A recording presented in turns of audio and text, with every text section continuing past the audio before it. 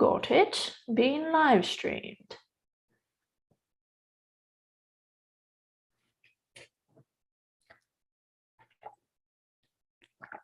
Oh my gosh, how cool. Hi, everyone.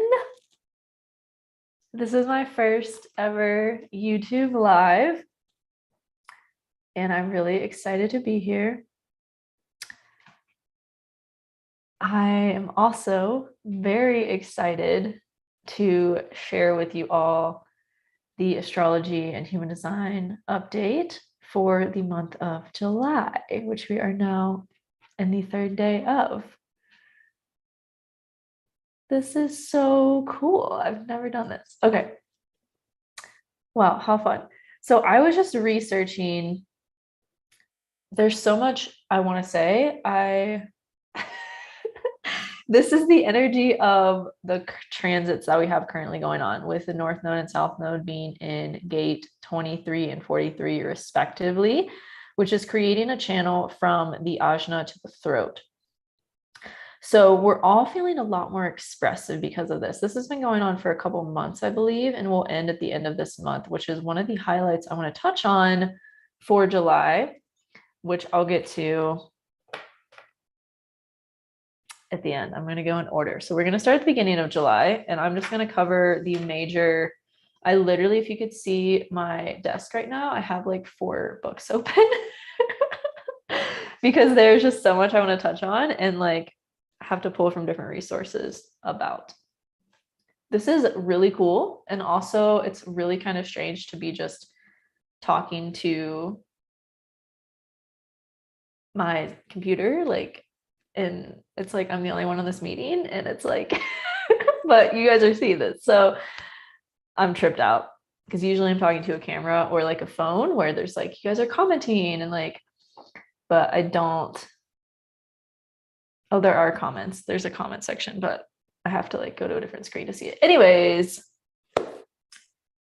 so July 2022. I'm going to start with the astrology, and then I'm going to go over and make sure I have all these things referenced here of some of the major transits that we have going on in human design as well. Okay. And one of these happens this week. So this is really important to know. I'm trying to make sure this just stays open so it doesn't close. Okay. So what we have going on in July is, well, yesterday, or actually 2 days ago, we had Mars squaring Pluto. So there's just kind of a lot of friction starting this month off between our own personal inner transformation and growth journey and our ability to like take that action towards what we've been wanting to do. It feels like there's just kind of like this buildup going on. And honestly, tuning in energetically, like intuitively, July feels like a very kind of like the first half of July feels very integrative. It feels like we're going to be slowing down a little bit. You know, Mars enters Taurus on the 4th of July. That's tomorrow, as well as the same day that Mercury enters Cancer. So Mars and Taurus and Mercury and Cancer is like, we're kind of going to be slowing down. We're kind of going to be a little bit more introspective.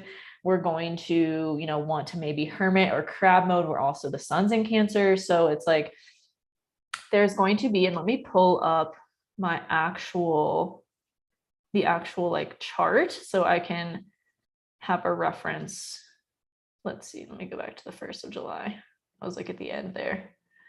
It's a very strange thing predicting what's going to happen because you never know how it's going to actually play out. You never know what it's going to look like in the like physical 3D reality that we live in. Like it's one thing to tune into the 4D, right? Which is kind of what I'm doing by reading all of this stuff and looking at like, okay, this is going to kind of be the overall energy. And then it's a whole other thing when we're like living it. I say this all the time, but it still trips me out. So it feels like July, there's a big focus on, like I said, being introspective, especially the first half of July, more on like nurturing and supporting ourselves, nurturing and supporting our own inner growth, our own inner transformation, maybe even spending more time in our homes, spending more time focused on our family, maybe redecorating our homes. That just kind of feels like the energy. But it also, there is very much so this underlying theme of wanting to socialize, wanting to go out and meet people, wanting to connect with people, right? Because we have Venus and Gemini. So there's kind of like this oscillating energy, it feels like, for the first half of July, where it's like we want to be at home, we want to, like, you know, nap, we want to just chill, we want to kind of hermit a little bit, but we also want to go out into the world and do things and meet people and have fun. And so it's kind of like we're juggling that. We're trying to find the balance with that this month. I don't have my tarot deck, but it would be fun to pull a card. So yeah, like I said on the 4th, we have Mars entering Taurus, we have Mercury entering Cancer. Gonna kind of be slowing down a little bit, gonna be tapping more into our intuition, using our intuition to really take that action that we want to moving forward and operate in alignment with divine timing. It feels like is a big theme of July too. A lot of us are wanting to learn more about our human design, learning more about how to use our strategy and authority, right? Learning how to actually give ourselves the tools and the resources and the support we need to align with this divine timing and to live in alignment with our highest potential versus trying to force and should ourselves into things that aren't truly aligned for our growth and aren't truly aligned for the divine timing of our lives. And then that will lead us to burnout, right? If we're not operating in our highest alignment and in our highest energy with what the energy is that we actually have to utilize and to use, which human design tells us, right? Then we're going to be spinning our wheels, and that will lead us to burnout or frustration, anger, disappointment, etc., bitterness.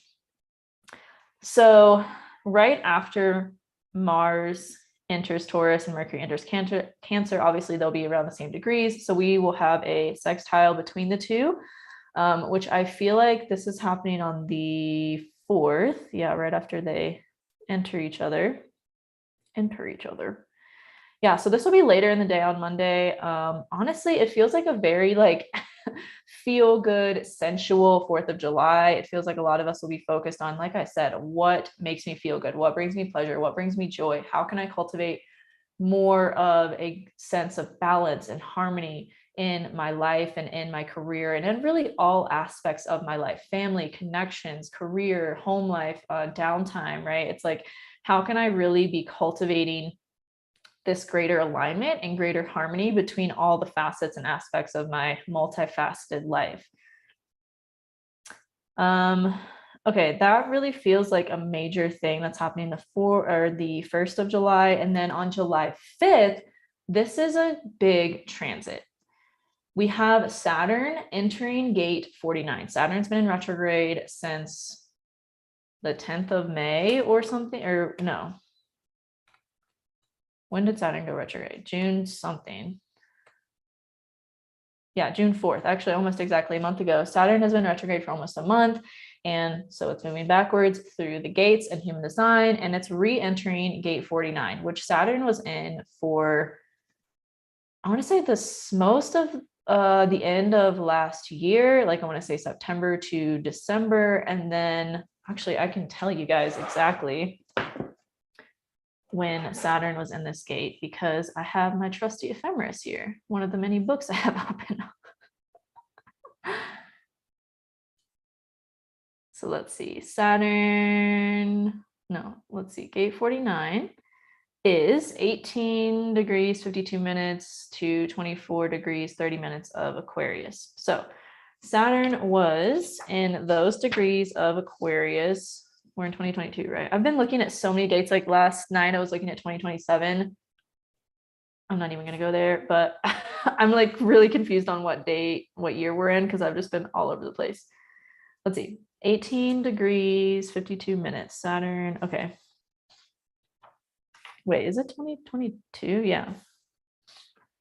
See, I'm like, what the hell's going on? 49, 18. Okay, so I was totally wrong, I believe. No, I was, wait.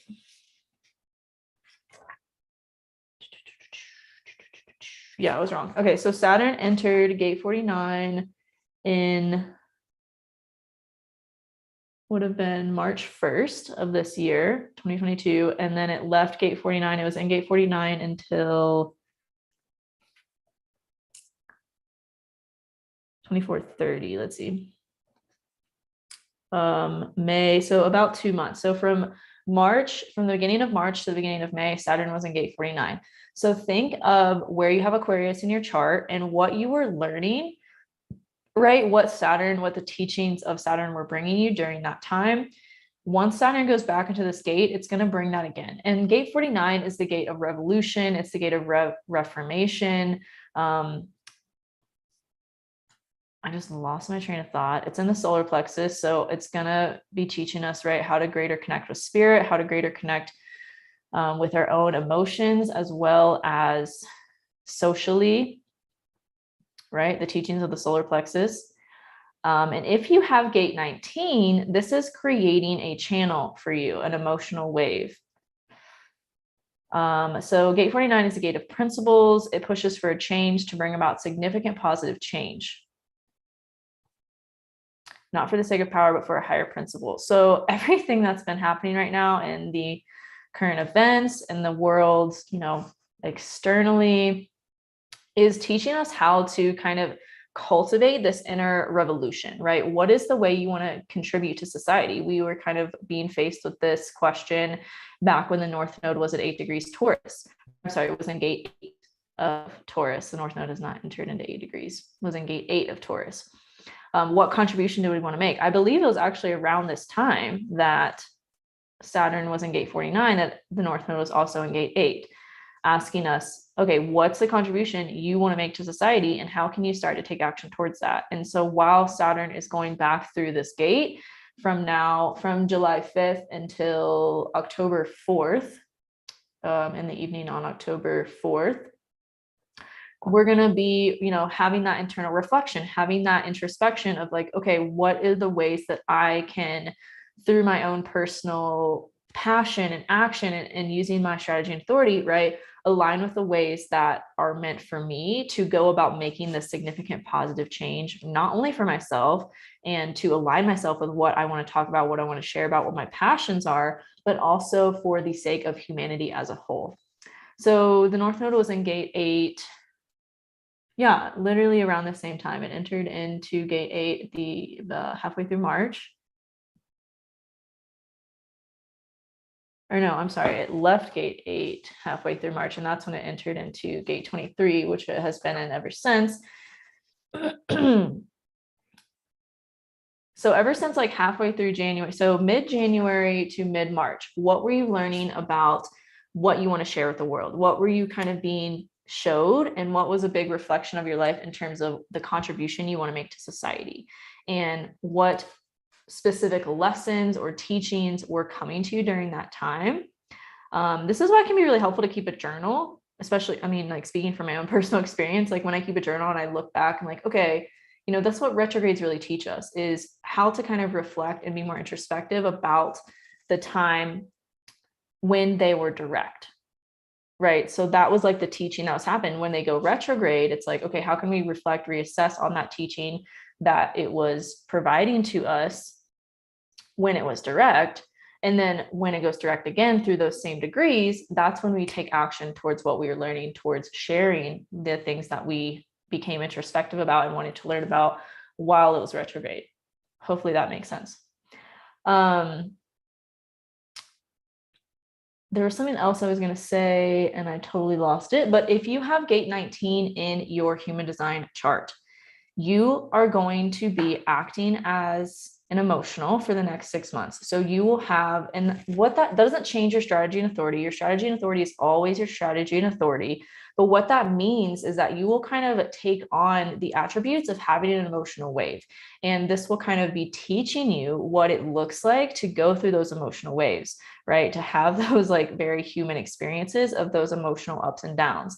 And it's just a lesson, right? This is all just a lesson. Like I spent hours and hours last night studying more things in human design, just revisiting things. This is like my purpose. Literally, my son is in gate 24, which is like the gate of revisiting things. And so I was revisiting things, I was learning more about stuff and like just getting more insights and more clarity through that. And this is like my life. Like this is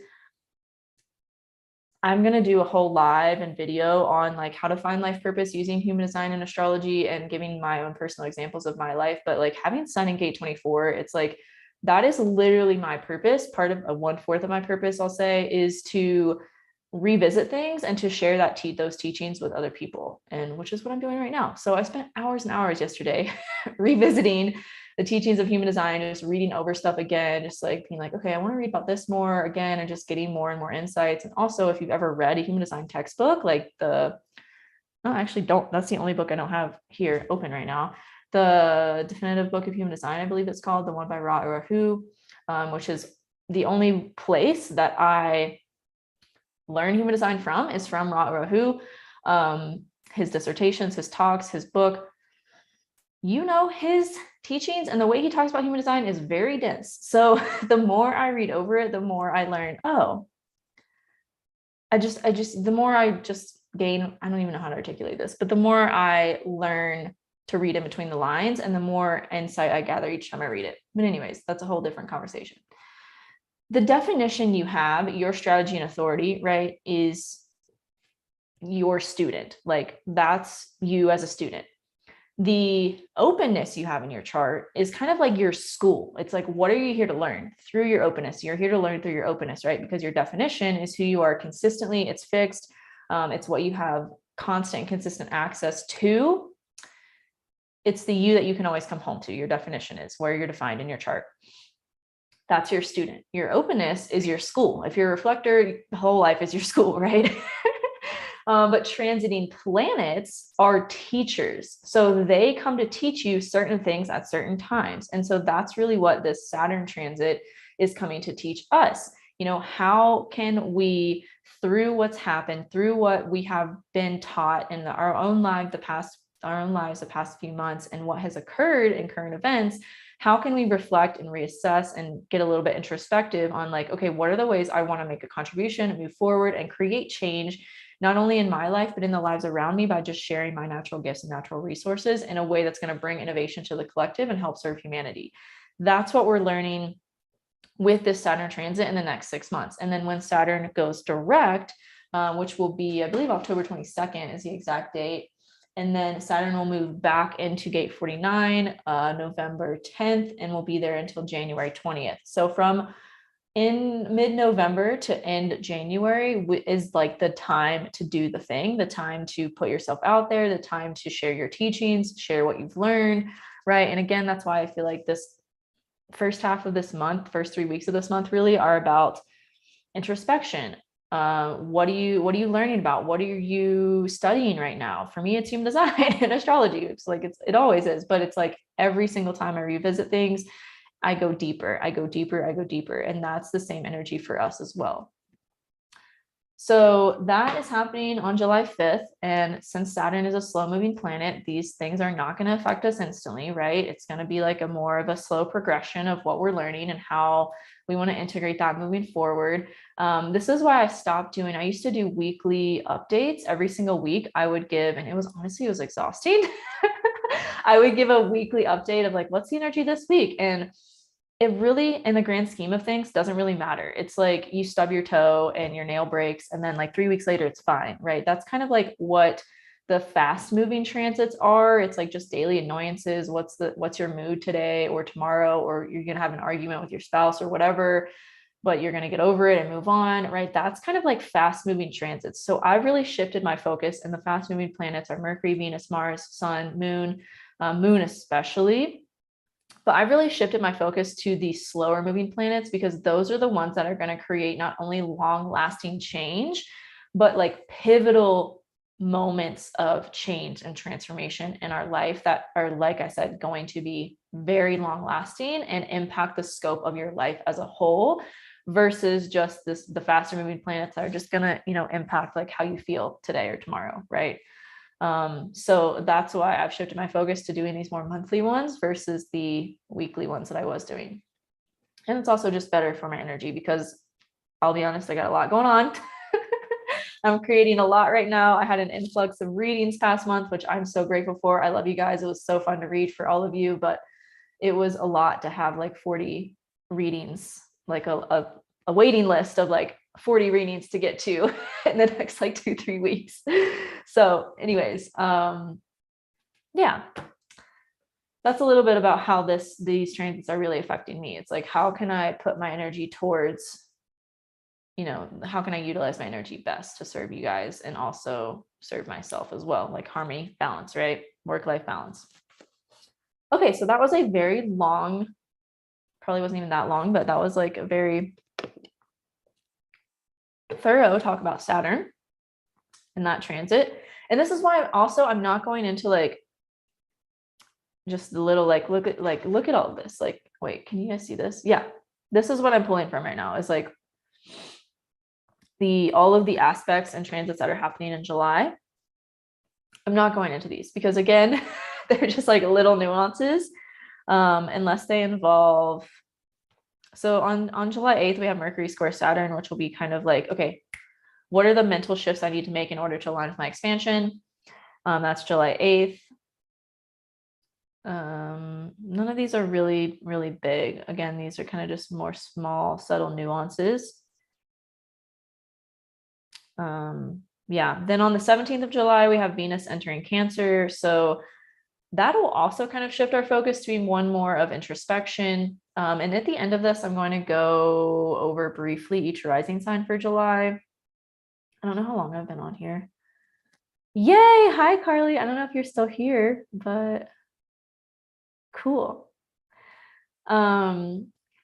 Yay! I love going live. I love going live because I get to interact with you guys, and it's like it's my favorite part of my whole job. And being able to do this is like you guys, like, and interacting with you guys and getting to learn more about you, doing readings for you. Like, it's just like really what brings me joy, and hearing your resonance of like how this has helped you and how this is like helping you reflect on your own life. Anyways, I just got off on a tangent, got distracted. I'm a manifesting generator. To be expected. So July 17th, we have Venus entering Cancer. Let me pull up this date on my astro chart actually, because I want to look at this. Because again, isolating planets, not very helpful. Looking at the whole thing, very helpful. Oh my gosh. Okay. That day we have the moon in Pisces conjunct Neptune. Honestly, it feels like this is totally in line with what I was saying. The first half of July, it feels like very introspective. It feels like very much kind of like, almost like it's like, I don't want to use this analogy, but this is the one that's coming to me of like, we've passed the exam, right? We kind of are moving now into another class. And when you enter into a class, you got to study the syllabus. This is taking me back to my college days. By the way, I'm a college dropout. Love saying that. You study the syllabus, right? You look at like, what's the curriculum going to be like? You buy the textbook, you start to read things, you start to like, look at what's the first test going to be? How can I prepare for it now? Kind of energy. Like if your unconscious moon is in Virgo, like me, you're going to be like, how can I analyze and assess to be prepared? That's kind of what the energy is right now. We're kind of studying the things. We're going back, we're reassessing. We're like, okay, what do I need to learn more about? What do I need to like study more? What do I need to be more introspective about? And then literally there's this shift that happens. And I feel like it's going to be a little bit of like some of us will have it earlier, some of us will have it a little bit later, but I feel like it's going to be the week of the 18th to the end of July, where we're really going to start to be like, okay, now it's time to share, right? When the sun moves into Leo we have Mercury entering Leo first on the 19th, and then the sun will be entering Leo on the 22nd.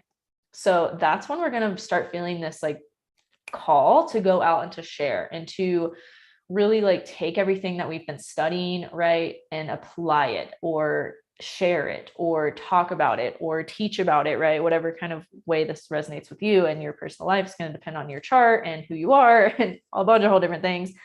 But, in general, I really feel like the first 3 weeks of this month are, okay, what do I need to learn about? What do I need to study more? What really like lights me up that I want to learn more about? And how can I really start in small ways to share that with other people? And then the end of July feels like a firework. It feels like, boom, like here we go. We're doing the thing. And honestly, I have been studying this like the last week of July since last It must have been September or October of last year. I was looking ahead at this time in July and I was like, oh, like what is gonna happen? Like my soul was like, whoa, yeah, let's go. And my human was like, ooh, might be a little weird, might be a little like, oh, some shit's going down. But you know, it's gonna be really good on an individual level, especially if you've been doing the work on yourself, if you've been really looking at, okay, why am I here? What's my purpose? What's my mission? How can I shed everything that's not that to align with that? This time is going to be really, really positive for you. I'm also like a blind optimistic astrologer. So my moon's in Sagittarius. I tend to have this optimistic lens to everything that kind of flavors my whole life. I mean, it's in my third house. So this is like how I communicate is with this optimism, right? I also feel like focusing on that, but again, this is probably just my moon talking, is what is going to create that, right? But if we focus on, oh my God, the world's going to shit, the economy is going to shit, there's not going to be any food, then that's what you're going to experience and that's what you're going to create. But it's like if you're taking the steps to be prepared for that, it's not going to affect you very much. If you're truly living your purpose and in alignment with what you're here to be doing, it's not gonna affect you that much, right? It's not gonna be that big of a deal when things happen on the external world that it seems to rock everyone else. If you're really truly in your own alignment, none of that shit really matters, honestly. It's just kind of like pollen in the wind. I feel like it doesn't matter. Like, yeah, sure, it sticks to your car and it's annoying, but you just go wash your car. You know, it's like same thing. You just go meditate or you go spend some time in nature and you're cleared of all the things that were affecting you from the outside world because you're in your alignment. Totally got off on a tangent there. Don't know where I was. Oh, I remember. So yeah, it feels like the second half of, and really the last like 10 days of July are this energy of like, let's go, let's do this. It feels like this whole year has been really amping us up and gearing us up for this. And although there's been pockets throughout the whole year of like this energy and like this level of expansion, it feels like this really, and really honestly, July 30th and July 31st is where this feels like we're going like full speed ahead, like the rocket is launched type of energy. This is really when it like starts to solidify and be more consistent and be more like rooted in something foundational. Whereas this whole year has felt like we've been really building that and building up and building up to that. It's almost like the Stranger Things. Oh, this is a great example where in Stranger Things, he talks about, if you haven't seen, well, this isn't going to spoil it for anyone if you haven't seen it yet, but he talks about the fact that like Vecna or whatever, the dark side is like putting this pressure on the living world, on the other realm, and that the barrier is going to break when there's like enough pressure, like a dam, right? There's cracks in the dam. This is not, if they're not repaired, the cracks build, the pressure builds, and then all of a sudden the dam breaks and the water's going fucking everywhere. That's what it feels like is happening this month. It's like the pressure is building, the pressure is building, the pressure is building. What are the changes you're being faced with to make right now in your life so you can like kind of adjust and be ready for when this damn fucking breaks, right? That's like the energy of this month, which I feel like I've just been saying in like different ways this whole freaking time. And then, okay, this is another important thing too. On the 19th of July, we have Chiron going retrograde the same day that Mercury enters Leo. So it kind of feels like, and the moon will be on Chiron as well. So it feels like there's going to be a little bit, maybe just conflict, and that, oh my God, that day sun is opposing Pluto. So it feels like there's just going to be a little bit of like maybe conflict or oscillation between, and again, always consult your chart for what house this is affecting for you and what placements this might be affecting as well. For me, this is going to be between my home and my career. So it'll probably be in my relationship. So there'll probably be some sort of like, I don't know, it's hard to make predictions, but like there will just be some sort of friction, oscillation, tension between my home life, between my career. That's going to come to a head through my relationships, but it's also like time to really start putting myself out there more and sharing my voice with courage, with bravery, right? Mercury and Leo. So it's probably like this thing, it's like that last crack to the dam before it breaks. This is kind of what that energy feels like, July 19th. It's like something's going to happen that's going to prompt you to be like, oh, I want to do this, or I want to change this about my life, or Maybe it'll be like you're getting a lot of ideas and insight and clarity, and you want to like, then you want to like move forward with taking those actions towards those things, whatever this looks like for you.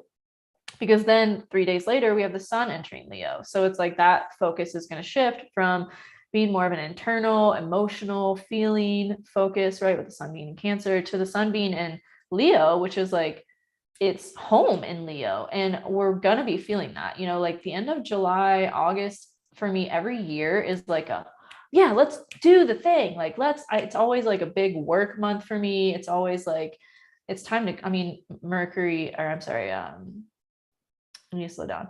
Leo rules my 11th house. So it's like, yeah, I'm doing all the things on social media. I'm making YouTube, I'm filming content, making YouTube videos, I'm doing all the things. That's kind of what this energy feels like, is like, again, right now we're being a little bit more introspective, being a little bit more reflective. And as the end of July and August comes along, it's like, okay, time to do the thing, time to take action, time to put ourselves out there. We can't stand for this anymore. A lot of us are going to be rebelling. There's going to be probably like, this is why every year around this time there's like strikes and what is the other name for those things? Protests. That's why around this time that tends to freaking happen, because it's like, okay, time to share our voice, time to like be seen, time to, embody our courage, embody our strength, embody our bravery, right? Leo represents the strength card in tarot. It's like, how can you lead with that energy? So that's really what the end of July feels like. And then on July 28th, we have Jupiter going retrograde. Chiron going retrograde, I didn't really touch on much, but I feel like Chiron going retrograde is just going to be a time of taking our healing. Like, there's been a lot of things we've been faced with on the external, right? In terms of like, okay, how can we heal our action, our physical bodies? How can we start a workout routine? Now with Chiron going retrograde on the 19th, it's going to be more of an internal kind of healing journey and focus. And we have a lot of planets going retrograde this ending of summer leading into fall, really. So again, more of an introspective time, but also the fast moving planets, right, they're not going to be going retrograde. And so actually, I don't know when the next Mercury retrograde is, but it's more of like our long-term goals and our long-term process and transformation is going through a slowdown, but the things in our external reality are kind of still moving at the same pace or faster. How do I explain this in a way that is cohesive and makes sense? Okay, this is what it is. It's like we're slowing down on a level, like I said, of transformation, of growth. And with Jupiter going retrograde, it's like our kind of expansion is going to be going through a reassessment and a reflection of like, okay, I kind of have taken a little bit of action, because from the 19th to the 28th, those 10 days, there's going to be like, okay, you're going to feel this pressure or this wanting, this passionate fire energy, right? Of taking the action, doing the things, moving forward in our lives. And then we're going to kind of see through taking that action, right? How that is healing us, first of all. Second of all, where we need to reassess. It's kind of like, I say this to anyone that has like strong Virgo placements of, we can't be so perfectionistic that it lets us stop us, that we let it stop us from doing the things we want to do, because that is how you perfect things. You perfect things by doing it and then seeing, oh, okay, I kind of want to shift this. I want to shift that. I want to do this differently. And then you do that next time, right? When the opportunity is there. That's kind of the energy of what we're moving into come summer, come fall. And with all these retrogrades that are taking place, it's like, again, we're taking the action, we're doing the things, but we're also kind of seeing, and this is where that balance and harmony comes in, of needing to have that alone time, that reflection time, but also doing the things, socializing, putting yourself out there. Through that introspection, we're going to be getting more clarity into how we want to put ourselves out there and moving forward, doing that thing and showing up more consistently in it.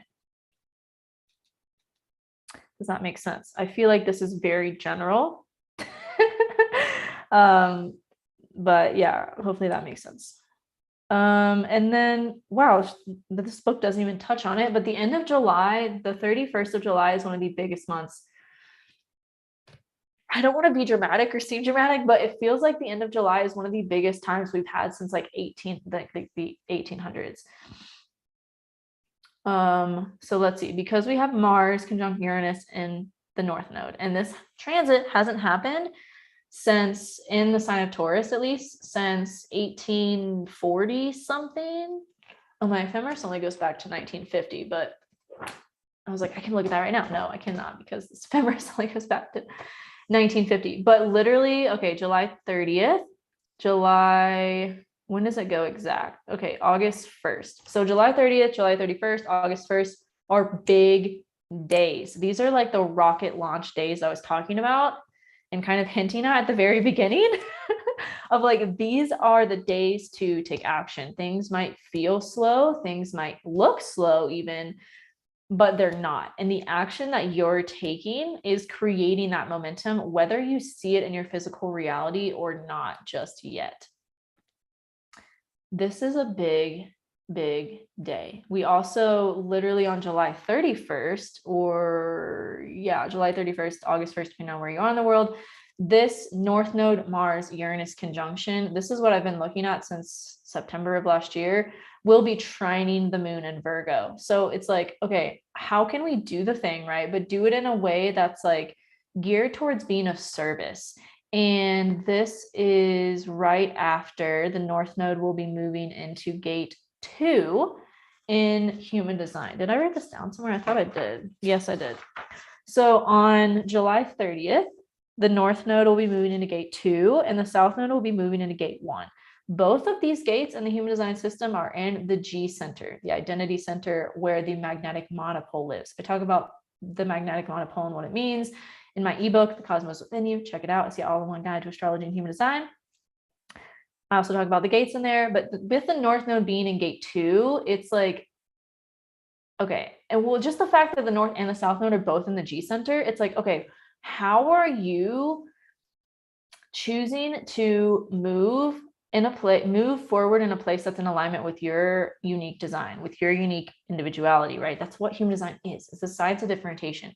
How are you living your life in alignment with who you are as an individual and using your strategy and authority to guide you through that? And this is going to be a major focus for, let me see, how long will this be taking place?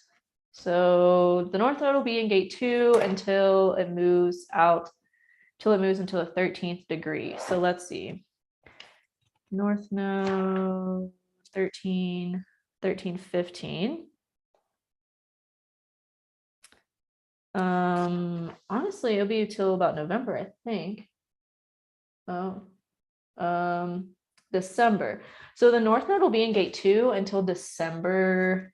Let's see, 13, 15, 13.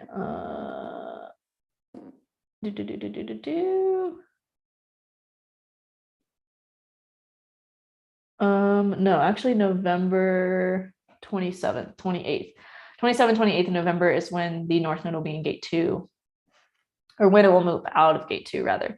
And like I said, gate 2 is in the G center. This is literally called the gate of the direction of the self. So it's all about, and this is what gate 1 is about too, and I'll get into that in a second, but it's all about how can you use your intuition, your unique strategy and authority to drive yourself and your soul forward. That's literally what the G center is in your chart, and the magnetic monopole is. It's like the driver of your vehicle through life. So how do you need to be moving yourself forward? And this is what we're really going to be, everything that we're learning right now is building us up to this moment at the end of July, where we're going to realize this is how I need to move forward. This is the direction I need to take. This is the divine timing that I've been waiting for, sensing that's coming in, and now it's here, right? This is like, I think I said in April that April was one of the biggest months of the year, but honestly, I feel like it's July. I think I got a little ahead of myself because I was just so excited about April, because the first 3 months of the year were like, ugh. And April was like, okay, yeah, but July is like we're here. Like we're doing the things, we're like, and I just got chills. We're like, the rocket is launched, like I keep saying. So with the North Node being in gate 2, it's like, how can you have faith and trust in the fact that you always know where you're going, even if it doesn't feel like you do, because you're living in alignment with your true self. You're living in alignment with your strategy and authority. And this is why studying your human design and experimenting with your strategy and authority right now is so freaking crucial and so important, because that's literally what's moving you forward. That is the driver of your vehicle through your life. We're also going to be seeing through this transit how we can use our own sense of self-direction to be a guide for others, those of us that feel aligned with that path of guiding others. And then with the South Node being in gate 1, this is the gate of self-expression. These are the first two gates and the first two hexagrams in the I Ching, right? So this is all about new beginnings. The gate 1 is the direction of the self of, oh my gosh, I'm sorry. I'm trying to talk too fast again because I'm so freaking stoked.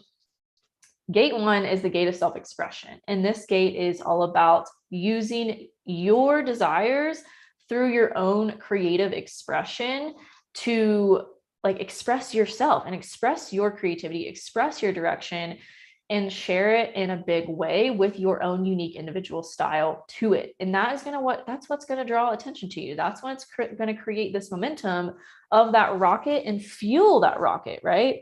Is being your own expressive self in your individuality, in your authenticity, and sharing that with the world.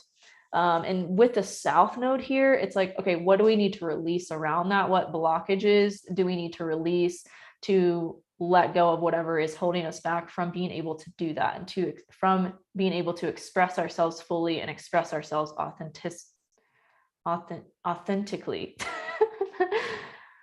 Oh man, I'm nearing my end here. So I'm going to check the comments. I just saw this. I've been working on myself, changing almost everything in my life.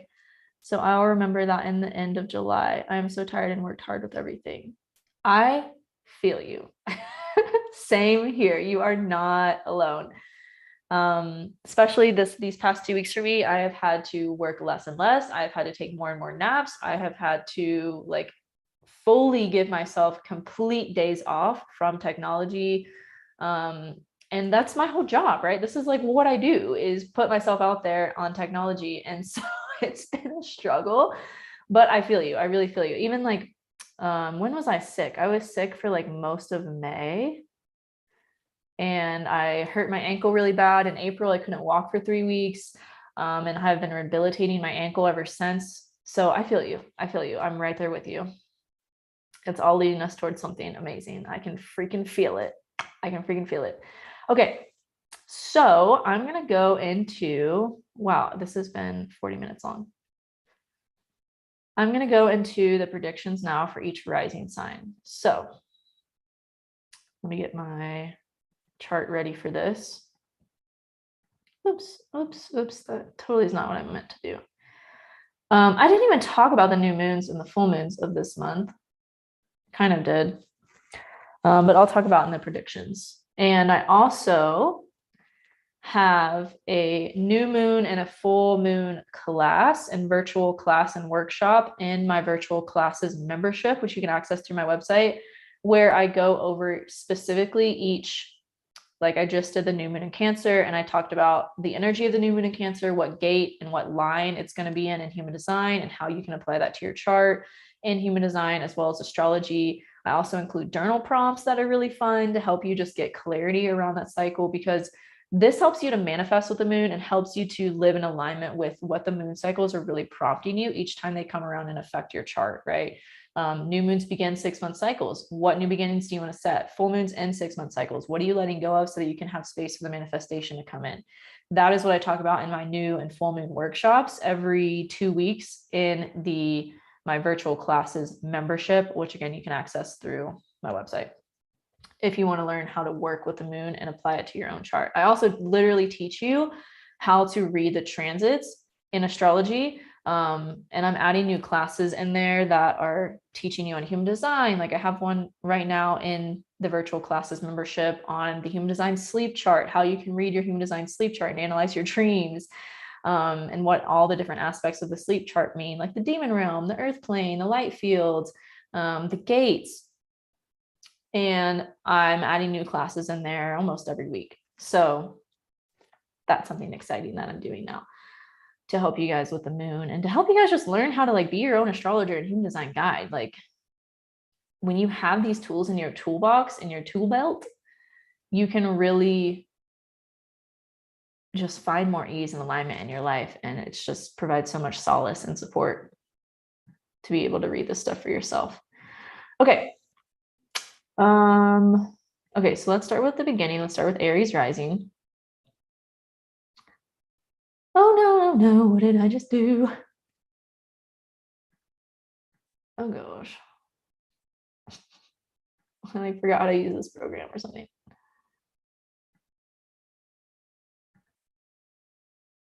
Aries Rising. Okay, cool. I just pressed the wrong button. Aries Rising. So this July starts off with, or June rather, ends with a new moon in your 4th house of home and family. So in July, you're probably getting more clarity around what changes you want to make in your home life, maybe redecorating, renovating, or just making some changes in your relationships with your family members, or people that feel like family to you, or maybe just having more of a focus too on like the subconscious work that you want to do, how you can be more in tune with your feelings, your emotions, and really have like space in your home to cultivate that relationship.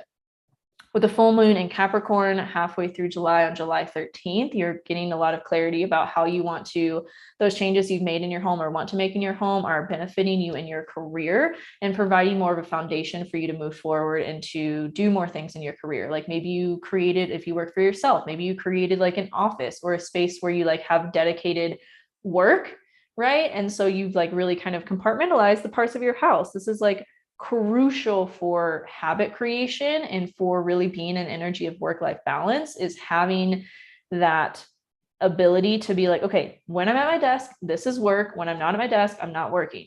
So that's kind of like the energy of maybe what you're realizing around the time of the full moon on the 13th, is like how creating or redecorating your home and changing up your home life has really helped you in your career and helped you to have more structure foundation within your career and the ways that you show up in your career. I feel like I just said career 1,000 times.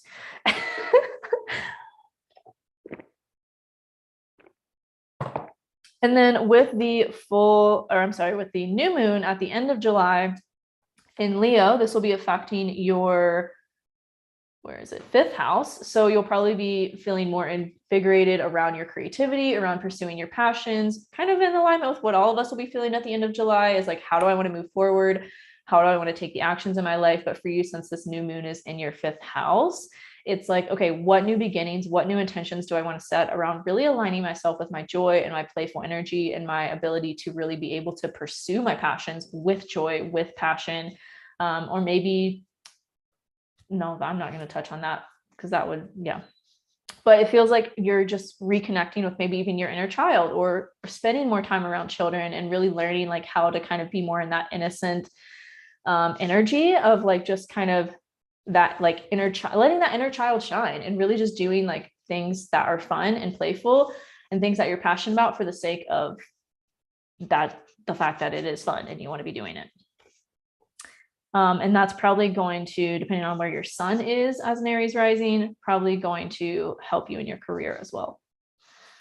Another focus for you in July, Aries rising, is yourself. How are you aligned with your confidence, with your inspiration, and how are you taking action towards the things that you specifically really want to do, and kind of putting yourself first in a lot of ways, like kind of maybe seeming a little bit like selfish to the people around you, but you know, in a way that's like in balance with the people around you and not stepping on anybody's toes, hopefully. But it feels like you're really just being expanded in your sense of self, and maybe even like in your appearance, and like just putting more energy and time towards how you look, how you dress, that type of energy, just feeling a lot more abundant in like who you are.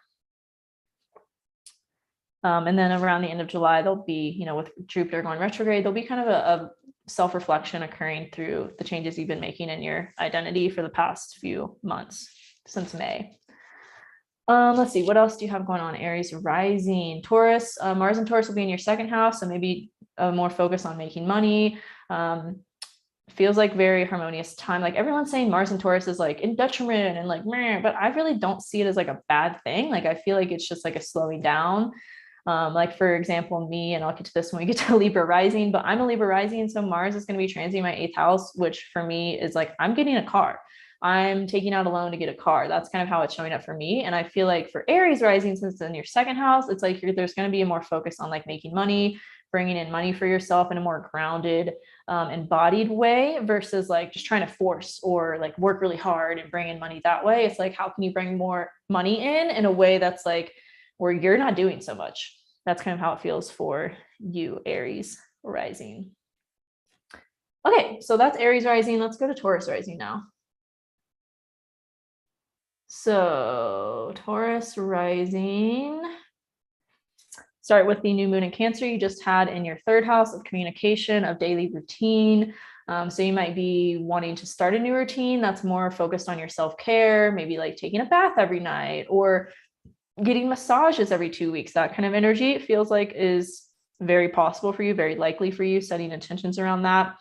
Just how to better take care of yourself, and really kind of like what I just said for Aries, like learning not to work so hard, learning not to like force, but more operate in alignment with your energy, with flow, with, really just kind of not like any kind of structured routine or anything like that, but just operating more in alignment with like literally what you want to do when you wake up every day, and checking in with yourself throughout the day. Do I really want to be doing this or not? And letting those things that you don't want to do be delegated or fall off, or just, do them when you actually want to do them, versus trying to like force yourself to do them. And this is going to be a theme for you for the next 6 months. With a full moon in Capricorn halfway through July in your 9th house, feels like there will be some kind of coming to a head or manifestation around something you've been studying, something you've been learning, or maybe making travel plans, or just kind of like getting out there more, either going to coffee shops more, going shopping. Again, kind of something that relates to like your daily routine that you really want to do and create more of a habit around, more structure around, because it's going to kind of put yourself out there. It's going to teach you a lot as well. You're probably going to have a lot of ideas come to you through doing that thing. Or maybe you're like making time for more road trips, planning, again, like I said, a long distance travel trip, international trip, something like that.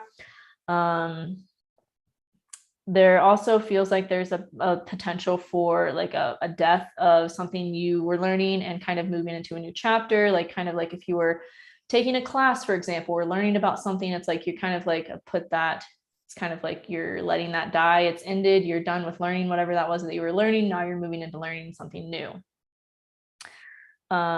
It also feels like I said, it feels like there's just a lot of energy around wanting to like travel, wanting to move, wanting to like get out there, see the world.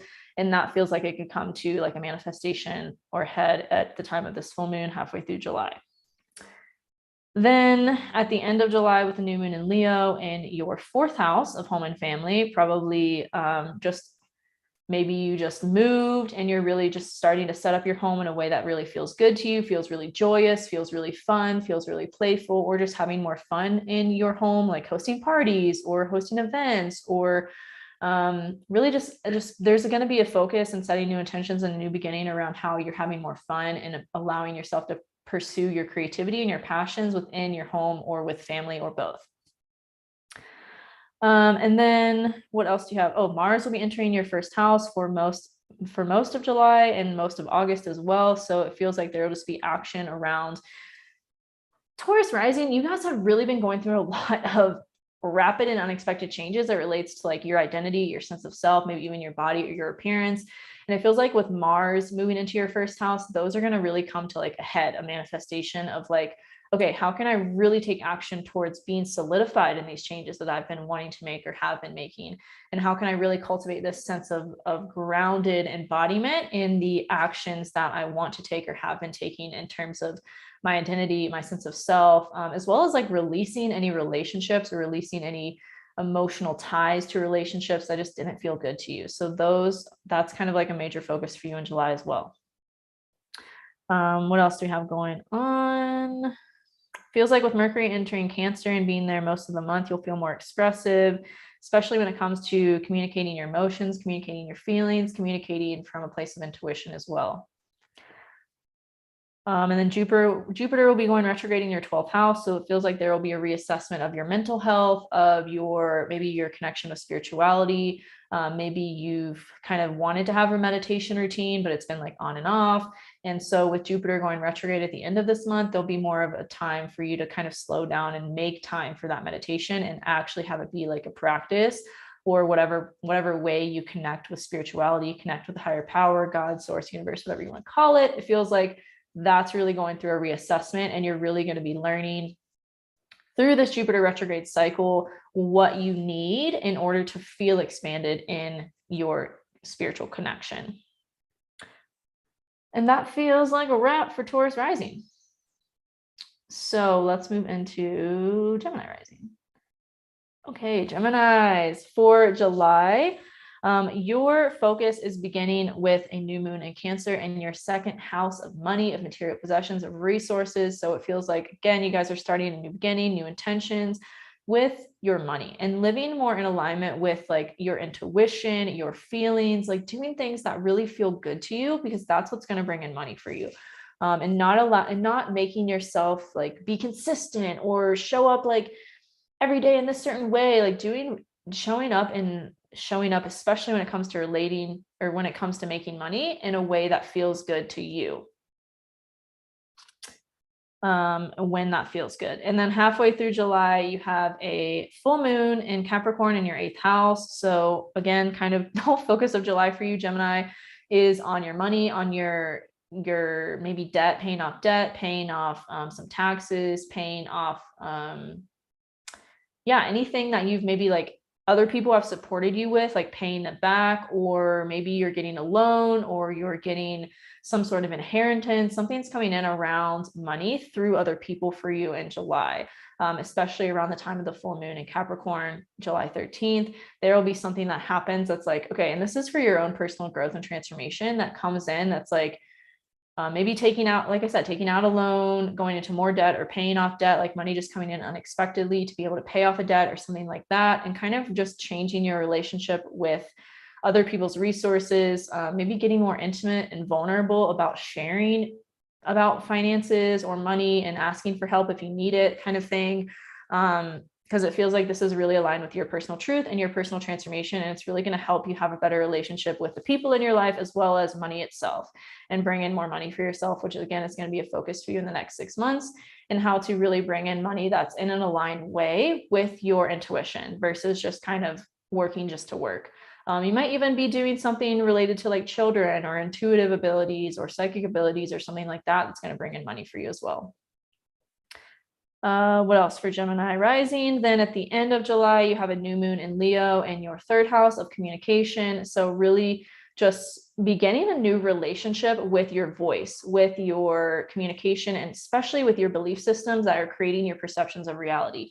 How can you align your communication in a way that's more, how do I say this? How can you be more aligned with your voice in a way that's more fun, more playful, more embodied in your courage, your confidence? And I feel like you guys are really going to be feeling called to just like at the end of July, use your voice either through speaking or writing, and just putting yourself out there, your life experiences out there more, sharing more about your personal journey, your personal story, maybe to even bring in more money, or starting like a business or something like that, where it's like, okay, you really feel called to talk about these things. You really feel called to just express yourself and express your voice more than you maybe ever have before. What else do we have for you, Gemini? You have Mars entering your 12th house, which will be just taking action towards your spiritual practice, really maybe even like depending on where you have Venus in your chart, but Venus will be in your 1st house. So I feel like, again, you're going to be seeing the ways in which you want to start putting your intuitive abilities and your connection with spirituality out there to the world in order to bring in more money for yourself. Like, I feel like if you're like I know someone who's a Gemini rising and she does Qigong, like, so kind of like maybe teaching Qigong, or, that kind of energy, teaching meditation, starting to really take action towards sharing your spiritual practices in a way that's going to help other people and also bring in money for yourself. And then see, with Mercury in your 2nd house, just again, everything I've just said, reiterated, with Mercury moving into your 2nd house, like communicating your intuitive abilities, communicating just in a way that feels good to you, that's like gonna bring in more money. It's as simple as that gets, honestly. Like, And then you might also be experiencing a lot of healing around your friendships, around community, maybe even with technology or social media itself, with Chiron going retrograde at the end of July in your 11th house. Then you have Jupiter going retrograde in your 11th house as well. So again, just how can you have a better relationship with technology or with your community that's more in alignment with your expansion, more in alignment with your hope, with your optimism, with luck as well? Like, how can you kind of reflect on the way that you're showing up and taking action in your community and on social media, or both, to really be more aligned with your energy in a way that's harmonious, in a way that's balanced, in a way that also just feels very feels expansive. So that's what I have for you, Gemini risings. Yeah, I feel complete with that. All right, Cancer risings. Let's look at your July. So you start off July with a new moon in your first house at the end of June, really setting new intentions and new beginnings around your personal self, your embodiment, your sense of self, your identity, maybe even your physical appearance, maybe, you know, just eating differently, or really setting intentions around and creating this new cycle and new beginning around how you're taking care of your personal body and your personal self, versus like giving so much to other people. It's like you really realize, Cancer rising is like, oh, I need to be giving to myself more. I need to be making more time for me. I need to be nurturing me and my connection with myself and my intuition more. So that's really going to be a focus for you in the next 6 months as well. With the full moon in Capricorn around the middle of July, this might be showing up for you in a relationship. There might be a new relationship that comes into your life that really provides you more support, more nurturance, more structure, more foundational energy. Feels like you might be meeting more grounded people, or getting a new relationship that feels more grounded, feels stable, feels secure. And this is going to relate to like that new identity and sense of self you're cultivating too and wanting to bring in. Oh man, I wish I had a like refill of coffee just on hand. What else, Cancer rising? So at the end of July, you have the new moon in Leo in your second house of money. Feels like a big focus for a lot of us is money this month, and how we can bring in more money for ourselves and in alignment with our joy, with our playfulness, with our passions, with our ability to take inspired action, right, and show up confidently.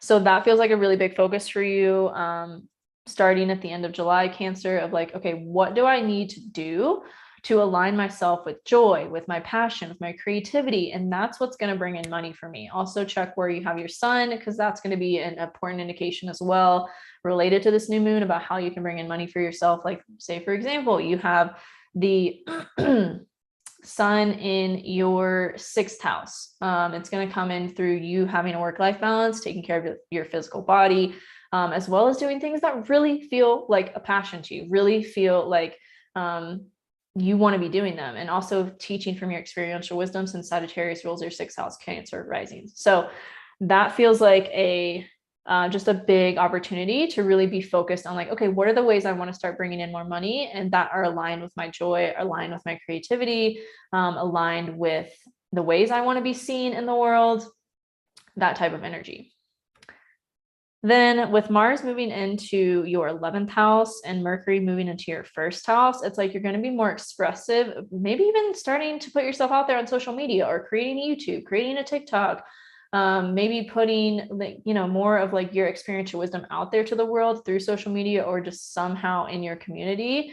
There's just going to be a really big focus on like taking action towards sharing your teachings, sharing yourself more in a community, like I said, either through social media or in your like actual town or city or wherever. It feels like there's a big focus on just expressing yourself more and expressing your gifts, supporting yourself through supporting people, but again, making sure there's balance and harmony within the ways that you're supporting yourself and supporting other people.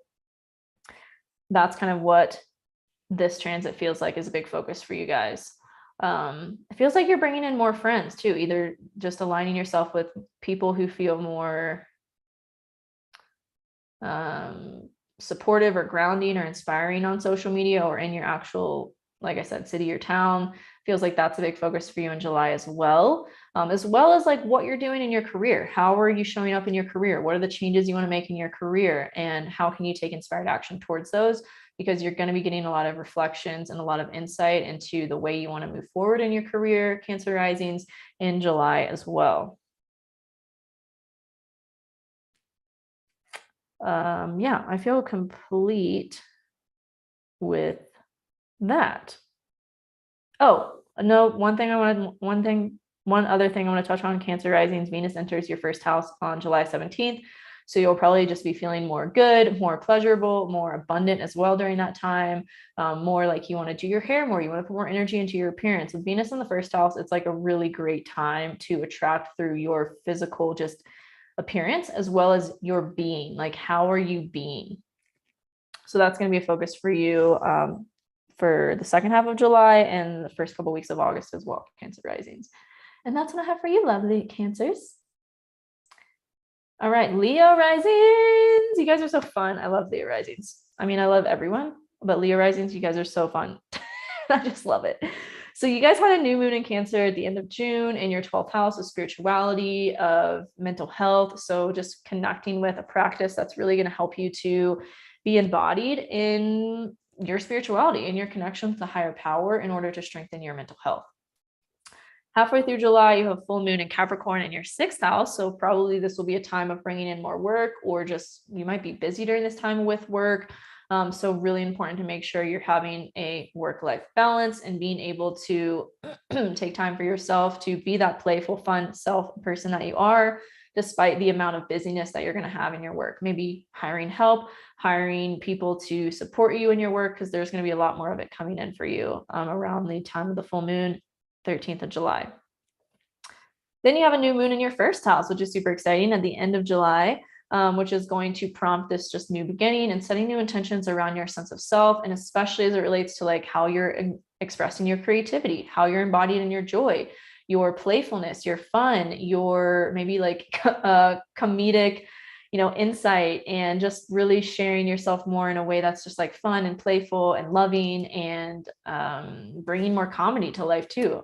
Feels like that could be a direct reflection of this work that's coming in too. It's just by you being who you are and expressing yourself and showing up as who you are, like unabashedly and confidently, and with that bravery, with that strength that you naturally have, Leo risings. It's going to be bringing in more work for you. So it feels like these are all kind of intertwined together as well. You have Mars moving into your 10th house of career and reputation. So there will be more of a focus on, again, like your career, how you're showing up in your career, how you're wanting to be seen by the people that you're helping or working with or working for, that type of energy. It feels like there might be a lot of changes at the end of July in your career too. And that will really realign you with, again, your passion, your creativity, your joy, and really being more embodied in that energy in your career and bringing that into your career versus maybe just working hard for the sake of working hard to bring in money. It's like, no, realizing you can bring in money doing literally anything you want, and that by embodying your fun, your joyfulness, your playfulness, your creativity, and your unique passions, it's not only bringing you more fun, but it's also benefiting the rest of the people around you, and it's still going to bring in money for yourself. So that's kind of what the energy of July feels like for you, Leo risings, and kind of what you're realizing too. That feels like a major focus. It also feels like there will be a big focus on your spirituality, on your mental health, on your connection with a higher power, either through meditation, through breath work, maybe doing some clearing of emotional stagnancy through like working out or yoga or something like that, or just going on more walks in nature. Kind of feels like a focus for you, Leo risings too, in July. And then you have Jupiter and Chiron going retrograde in your 9th house of also spirituality, but as well like higher education, things that you're learning about, maybe even international travel as well, like setting more, intentions around, oh, I want to travel here, I want to travel there, or just getting more insight into like the ways that whatever you're studying, whatever you're learning about right now has really helped you to expand and has really helped you on your healing journey, as well as helped you to see the world in a new way and really cultivated your unique experiential wisdom. And that feels like July for you, Leo risings. Virgo rising. So July starts off with a new moon in Cancer in your, where's Cancer in your, 11th house, in your area of connections, community, of also of like long-term goals and long-term visions for yourself, long-term planning, as well as your connection with social media. So you might be feeling like taking a break from social media so that you can spend more time in your community or spend more time focused on, okay, what are my long-term goals? Like what do I want to have accomplished in the next 3 to 5 years or next year or next 6 months? Kind of having a big focus on like, yeah, what do I want to accomplish? What do I want to do? Like, where do I see myself 6 months, a year, 2, 3, 4, 5 years from now? And how can I like kind of just have that angle in mind and to be able to take the small steps that will lead me there on the day to day. Halfway through July, you have a full moon in your 5th house of creativity, of joy, as well as like the inner child. So maybe just releasing any blockages or any stagnancies you've had around connecting with your creativity, connecting with your joy, connecting with your playful energy, which again feels like a very big theme for most people in July, is like, how can you connect more with what you like to do when you're a kid? Like, what did you really love to do? Was it like building forts in the woods? Was it like writing stories? Was it coloring? Was it drawing? Was it singing? Was it dancing? Like, what did you love to do when you were a kid? And how can you make more time for that now? Because that is not only going to bring you more joy and pleasure and like fun in your life, but it's also going to just heal you and contribute to your personal transformation, Virgo risings.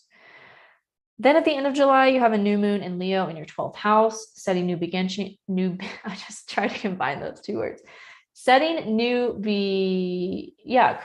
beginning, setting new intentions around your connection with spirituality, around the way that you're really just putting your mental health first. And I feel like what you're realizing around the full moon in Capricorn halfway through July is going to contribute to this. It's like, okay, how can I make more time for my joy, my pleasure, my passions, my creativity, and how can I have a spiritual practice, a routine that really helps me to do that, helps me to surrender, helps me to tap into my inner child, helps me to connect with like my soul and what my soul wants to do and live more in alignment with that.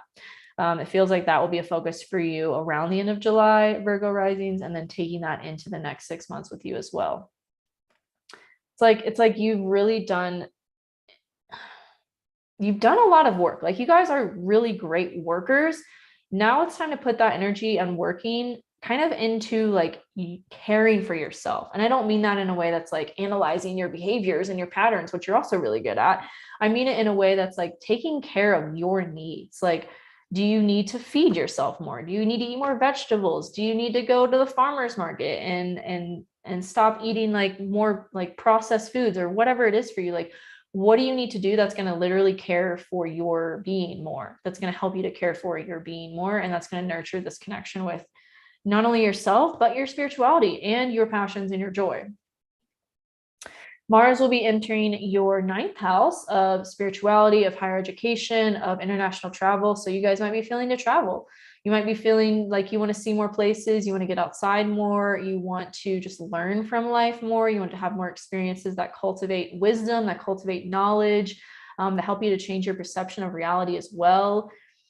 Maybe even starting a new study of something, or starting to wanting to learn about something, maybe taking up human design or astrology or something of that nature, or gardening, or learning like how to cook. It could be a whole lot of different things, but it feels like there's something that you're going to want to be starting to learn about more with Mars in your 9th house. And then Mercury and Venus will be in your 11th house. So again, just establishing a more harmonious connection with your community, with your long-term goals and visions, getting more clarity around what that's going to look like for you and how you can take action towards that, as well as taking that action in a way that's in alignment with your intuition, as opposed to like forcing. Then you have Jupiter and Chiron going retrograde in your 8th house of intimacy, of vulnerability, and shared resources. So you might be realizing like, oh, okay, I need to be more intimate here. I need to be more vulnerable with these certain people in my life about these certain things, or maybe calling in more money from other people, taking up a loan, kind of just call it maybe investing in things to just kind of bring in more passive income, or have more money that's like, you don't have to work so hard for it. It just like kind of is working for you kind of thing. So that's what I see for you, Virgo risings. Have a lovely July. Libra risings. You guys are, let me just not talk out of my ass here. You guys are really going to be focused on your career in July. And it feels like that kind of rocket that I was talking about is like being launched in terms of what you're doing in your career and how other people too in your life are really benefiting you in your career moving forward too. So you started off July with a new moon in Cancer in your 10th house at the end of June, setting new beginnings around how you want to have and cultivate a greater sense of work-life balance. And also how you want to be putting yourself out there and doing more things that are in alignment with your energy versus just trying to do things to maybe like gain fame or gain followers or whatever it may be, or to prove yourself to something, prove yourself to someone in some certain kind of way. It feels like with that, there is this kind of just new, like there might be some downtime in between you kind of realizing you need to set these intentions and then setting them and then actually like manifesting, which it feels like will maybe be like a 6-month kind of journey thing. But there's gonna be like you just setting those intentions is kickstarting this new beginning in your career and how you're not only showing up in your career in a way that's more in alignment with your energy, like I said, but also in a way that's more just calling in the people that you want to attract in your career, or like being seen in a way that's more in alignment with the ways you want to be seen in your career versus just putting yourself out there to put yourself out there, if that makes sense. Halfway through July, there will be a full moon in Capricorn in your 4th house. So creating some sort of manifestation or coming to a head moment with your home, maybe like literally gathering more things for your home, just feeling more structured, feeling more foundational within your home. Also feeling like if you work from home, it's more, you just feel better in your home and you feel more aligned with the work that you're doing in your home as well. It feels like too, there might be some sort of like letting go or release within your family life, or just kind of some release of a belief in your home or your family life that is kind of calling in the new beginning that you wanted to create in your home and your family life with the new moon in Capricorn back in, was that January, I believe? Let me see. Because I'm a Libra rising, so I'm like, oh, how does this apply to me? Let's see, new moon in Capricorn, yep, on the 2nd of January, which is literally the day that I booked a flight to move back to Colorado from Hawaii. So, and I have like in April, I moved into this new apartment and it's like, it's all mine. It's the first time this is a literal perfect example and story of how this is affecting me in my life. And probably what will happen halfway through the July is this is the first time I've ever had a home that's like truly mine and that I've been able to like furnish and buy all the things for literally with nothing. I had 2 suitcases that I threw and sold and donated most all of my things when I was in Hawaii. Like I really moved there. I really had a lot of stuff there and I ended up living out of a car, was kind of homeless. And I was like, I need to sell a bunch of this stuff. I literally don't have space for it, or just throw it away and get rid of it. I literally didn't have time to donate it a lot of the time. So a lot of my stuff got thrown away and I haven't had a lot since then. I've had like my clothes, my technology that I use to work. And that's kind of been my only possessions for the last 6 months or so. And I'm really starting to like gain stuff. So this is kind of an example of what this full moon could bring in for you if you're Libra rising as well. It's just more of like tangible, practical things in your home that feel more structural, feel more foundational. Like I'm literally like, I don't have a couch even right now. I just like, you can probably hear the echo because my apartment is still pretty empty, even though I moved in here in April. So it's like that kind of feels like the energy of this full moon is like bringing in actual stuff to feel more structured, feel more supported, feel more stable in your actual home life. That will probably expand you in your career as well. Or vice versa, like more money's coming in through your career. So you're putting that into your home, putting that into your decorations, putting that into taking care of your family. If you have a family or something like that, kind of feels like the full moon energy around the 13th of July for Libra risings. Did I say everything I wanted to say about that story? Yeah. New moon in Leo for you Libra risings in your 11th house. So it feels like just getting more clarity around how you can be aligned with your your creativity, your passions, your joy, your playfulness, maybe embracing more of like your inner child and bringing that into your community, bringing that into social media, or just getting more clarity around, okay, this is where I see myself in 6 months, 5 years kind of energy, and how I can just really be embodied in my joy to lead me there.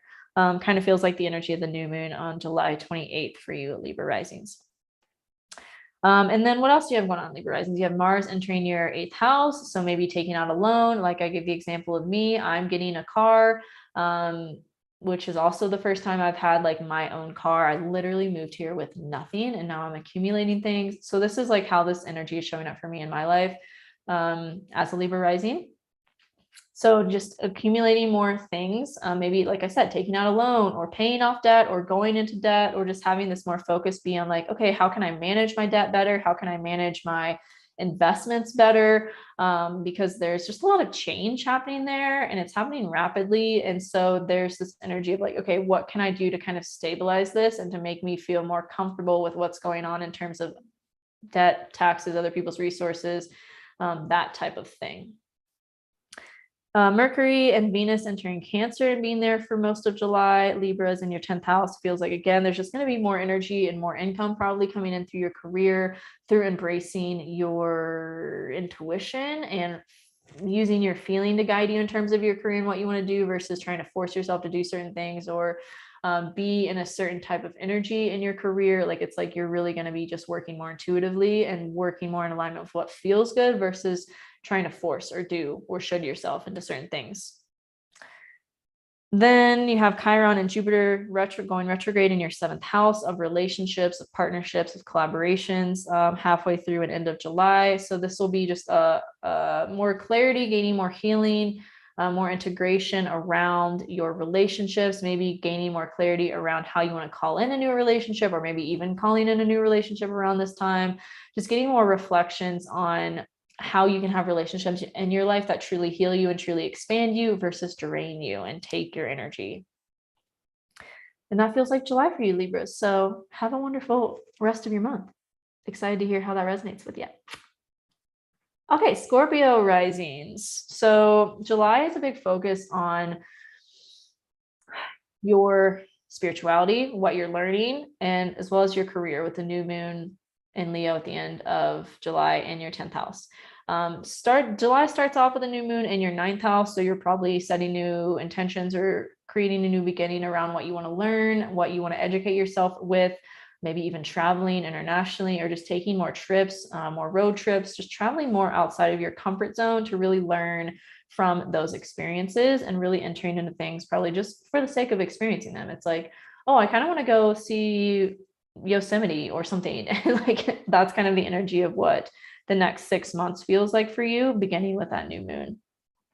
Halfway through July on the 13th, you have a full moon in Capricorn in your 3rd house. So probably creating more of a structure or foundation around your day-to-day routines, getting more clarity around the type of errands you want to be running versus the ones you want to be delegating. Like maybe if you have been doing your own grocery shopping, you're starting to, use Instacart to get groceries delivered to you because you're putting more energy into like your work or putting more energy into other things. And it's just like, you don't have time to do those like mundane errand things anymore. So that's kind of what July feels like for you, Scorpio risings, is like kind of just reassessing and realigning with, okay, what are the things that I want to be doing in my life versus what I don't want to be doing? Like, what can I delegate or hire other people to do for me?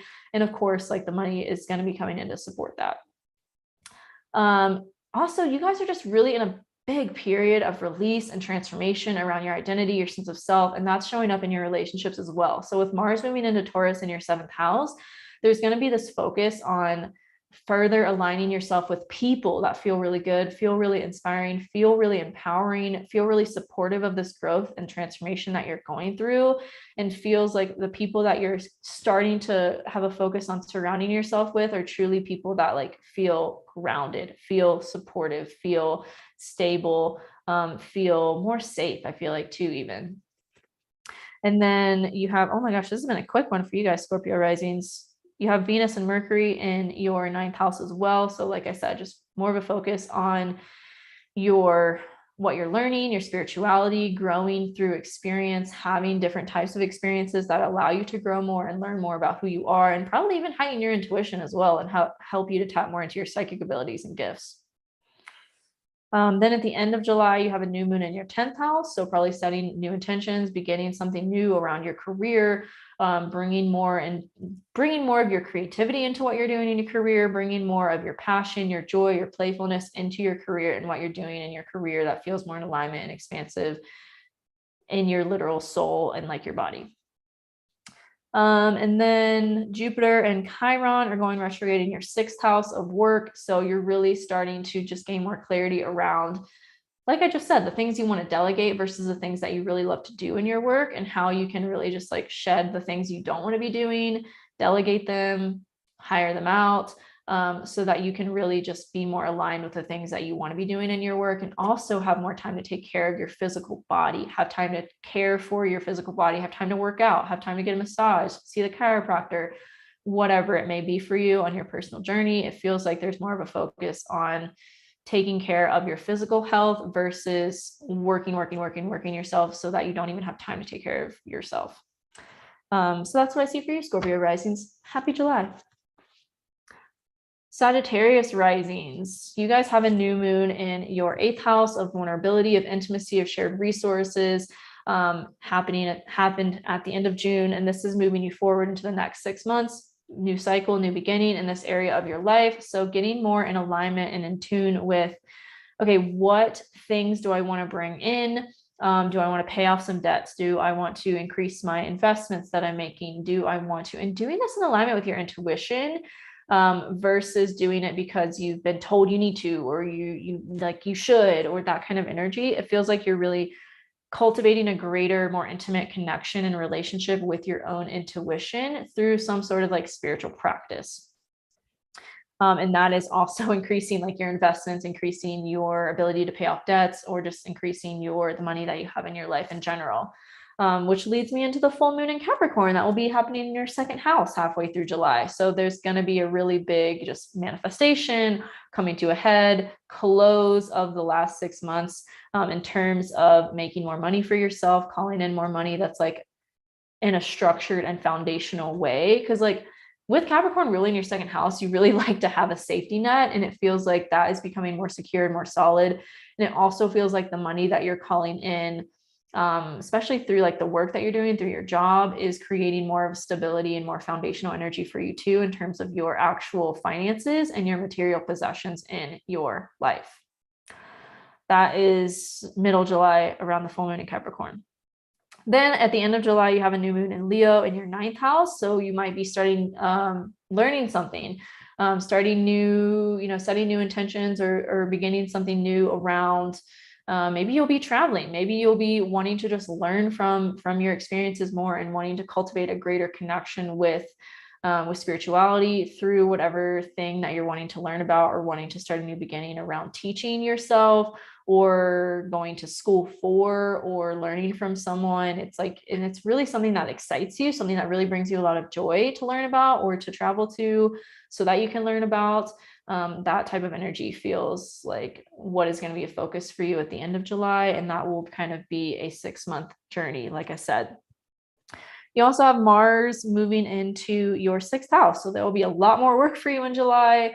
There will be a lot more just like day-to-day work that you're doing probably. And so really important to just make sure you're taking care of yourself. You have time for your self-care practices. You have time to work out. You have time to eat. You have time to take care of your physical body, because there's going to be a lot more work coming in through most of July and most of August as well.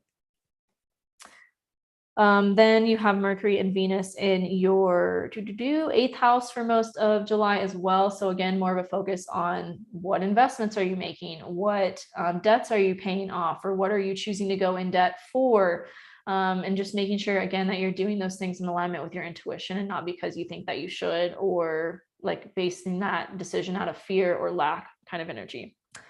And then you have Chiron and Jupiter going retrograde in your 9th house as well. So kind of, or I'm sorry, not 9th house, 5th house. So more of a focus on, okay, how can I create this internal feeling of expansion, internal feeling of joy and playfulness, and how can I really like bring that more into my everyday life and everyday routine, and also connecting with my inner child. What were the things I like to do as a kid, and how can I bring that more into my life to create more healing in my adult self, and also to feel more expanded in what I'm pursuing as it relates to creativity, as it relates to my passions, and making more of a focus on what do I like to do that's joyful, what do I like to do that's fun, what do I like to do that helps me to connect to my creativity kind of energy. So that's how I feel for you, Sag Risings. Happy July.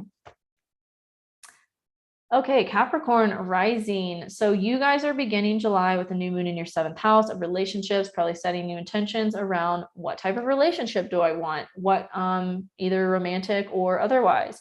Do I want to collaborate with people? Do I want to have some sort of business partnership in my life? Like what new connections and relationships am I calling in that feel more supportive to my sense of self and my well-being?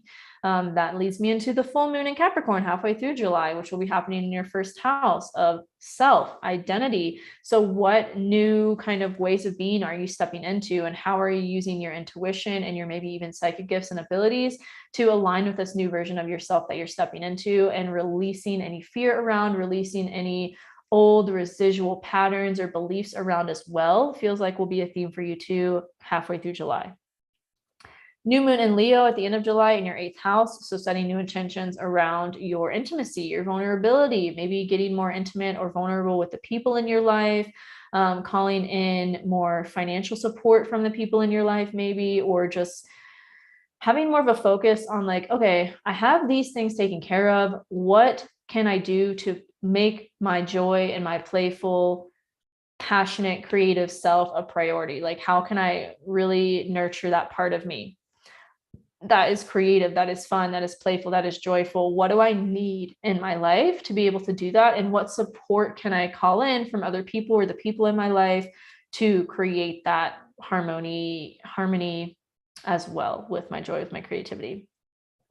Mercury and Venus in your 7th house as well. So you could meet someone, a new potential romantic partner, or you're just, again, more focused on creating support, communal support through your relationships.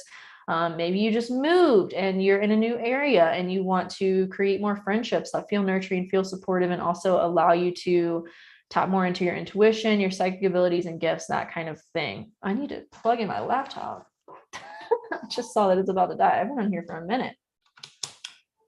Okay, so what else for you, Capricorn Risings? You have Chiron and Jupiter going retrograde end of July in your 4th house of home and family. So just making more reassessments. Feels like more reflections are taking place in your home life and your family dynamics as well. More healing too around the ways that you're showing up in your home and your family life, and how that's impacting you and your career relationships too. I feel complete with that for Capricorn Risings. Yeah, so happy July. Aquarius Risings, your July starts off with a new moon in Cancer in your 6th house of work, of the physical health of your body. So taking more care of your physical well-being, your physical body, and maybe delegating more in your work, hiring employees if you work for yourself, that kind of thing. So you can spend more time taking care of your physical body and harnessing your connection to your body, harnessing the connection you have to your, supporting yourself and nurturing yourself, and really giving a lot more energy to yourself, because you have been giving a lot of energy to others the past few months, Aquarius Rising. So it's really time to put the focus on you and how you can take more care of yourself and your health. Then halfway through July, you have a full moon in Capricorn in your 12th house of spirituality, of mental health. So there's just a big focus in July on balancing your mental health with your physical health.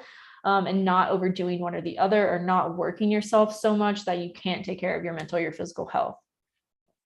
Feels like the time for you right now, Aquarius Rising, is a really big focus on your personal life, like your home, your family, your communication, your routine, as well as again, how you're pursuing your passions in a way that's in alignment with nurturing and supporting yourself as a human being and not just like being a machine that you work so hard and put yourself out there so much that you don't have time to take care of yourself or your home or your family kind of thing. It feels like there's going to be a really big focus on just like, okay, what do I need to do? What actions do I need to take? How can I set myself up more to take care of my home or my family or both in a way that's more aligned with,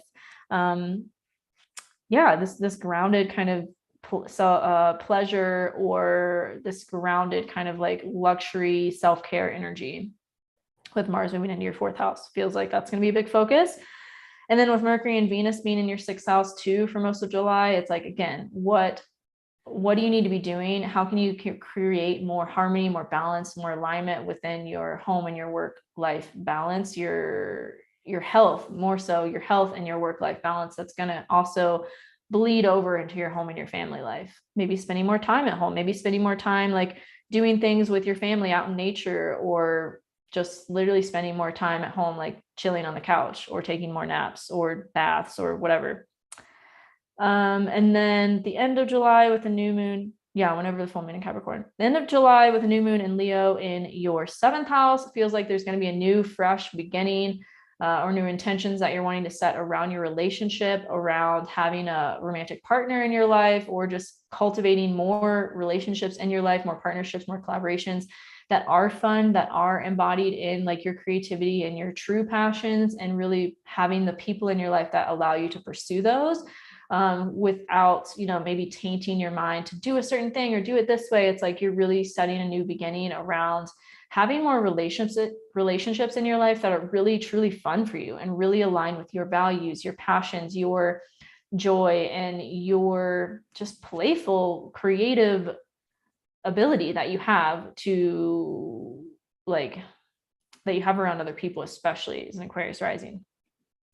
Then Chiron and Jupiter will be going retrograde in your 3rd house of communication, of routine, of errands. So probably, like I said, just reassessing and making more changes, or moving more things in your routine, in your day-to-day life. That's more in alignment with the way you want to be taking action, the way you want to be showing up. That's more expansive for you. That's also more abundant. And that's more in alignment with like the things you really truly want to be doing, versus like shooting yourself to doing certain things at certain times. Or, it's like that one errand that you have that you don't really want to do, but it's like you feel like you need to be doing it, but you actually don't. And so that kind of feels like it's going through a reassessment and a realignment at the end of July, and will be a focus for you in the next couple months, as well as shifting your communication, your belief systems, your thought patterns. That's going to be a big, maybe like slowing down your speech literally, or just slowing down how your thoughts race, that kind of energy. It feels like there's just going to be a slowing down in terms of your mind, your mental space, as well as like the routines that you have in your life. Again, Aquarius rising just feels like a big theme of like allowing yourself to slow down for a little bit, so you can really make a lot of reassessments that you need to realign yourself with what's truly in alignment and harmony for you moving forward. And that is your July, Aquarius risings. Much love.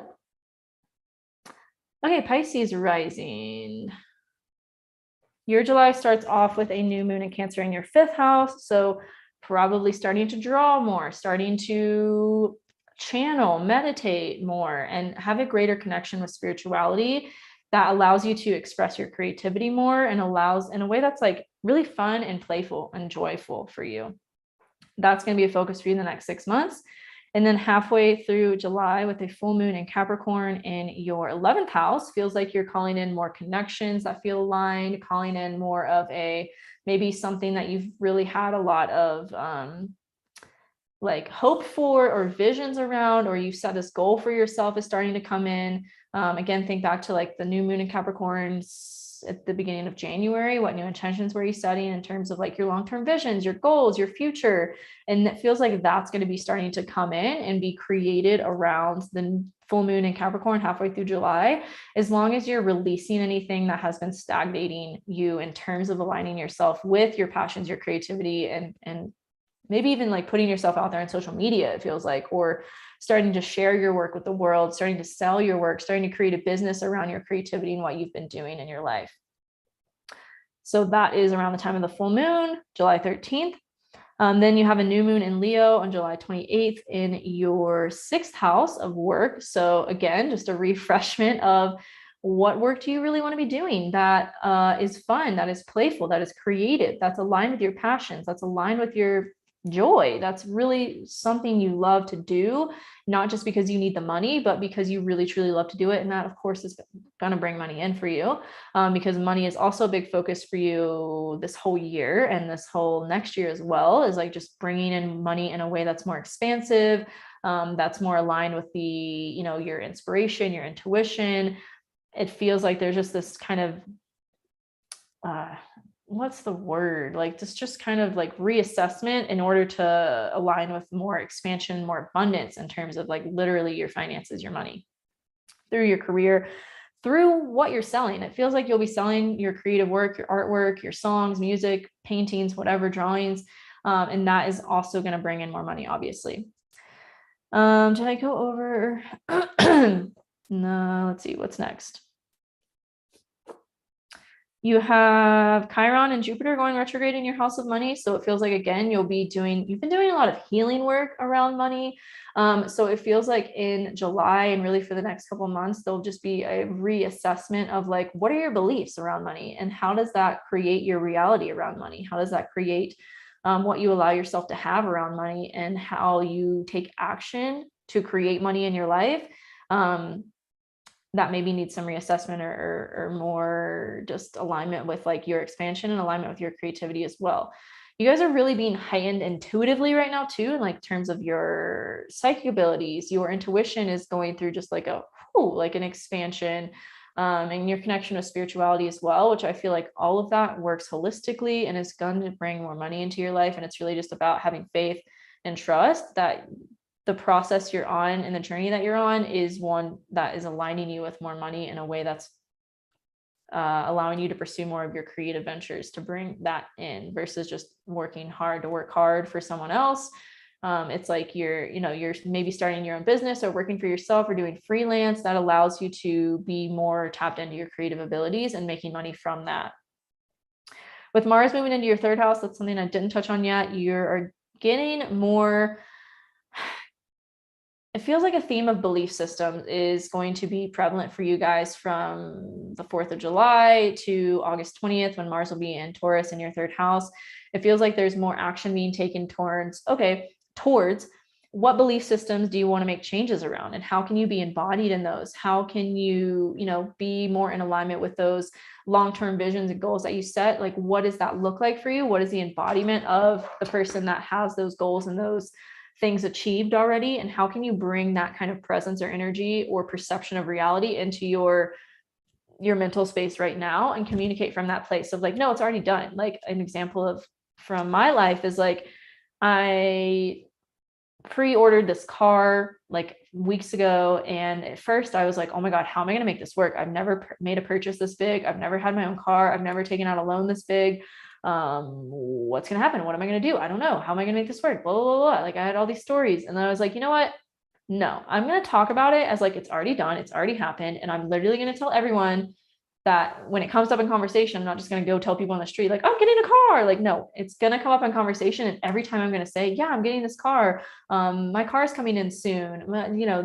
That's like kind of the energy that you guys are realizing right now, is like how you can really be communicating from that place of already having the thing that you want.